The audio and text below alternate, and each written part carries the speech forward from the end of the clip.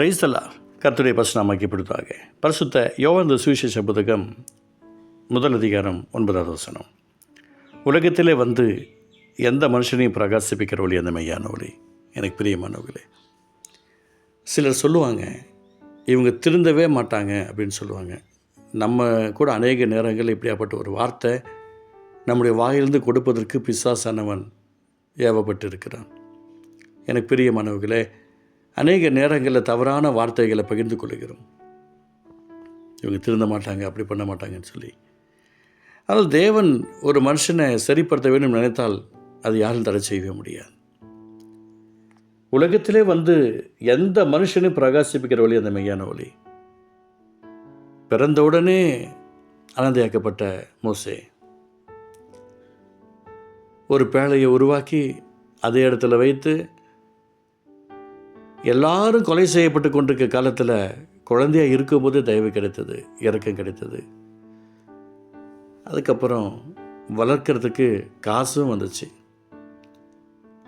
குறிப்பிட்ட காலங்கள் பார்வனுடைய அரண்மனையில் இருக்கிறார், குறிப்பிட்ட காலங்கள் மாமனுடைய வீட்டில் இருக்கிறார், குறிப்பிட்ட காலங்கள் தேவனுடைய சித்தத்தை செய்வதற்கு தன்னை அர்ப்பணிக்கிறார்.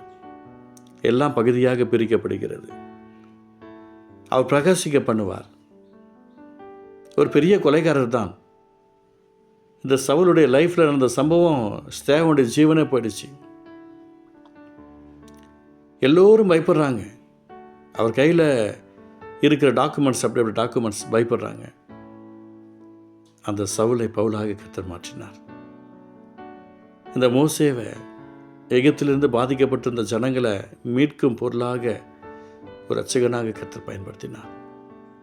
உலகத்திலே வந்து எந்த மனுஷனையும் பிரகாசிக்க பண்ணிக்கிறவர். யாரையுமே குறைச்சி மதிப்பிட வேண்டாம். இவங்க சரியில்லை அவங்க சரி நினைக்க வேண்டாம்.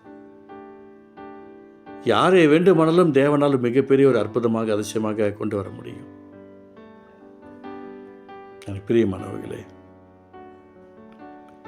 ஏசப்பா அவர் கண்ணில் கேமரா இல்லை, சிசிடிவி கேமராலாம் இல்லை,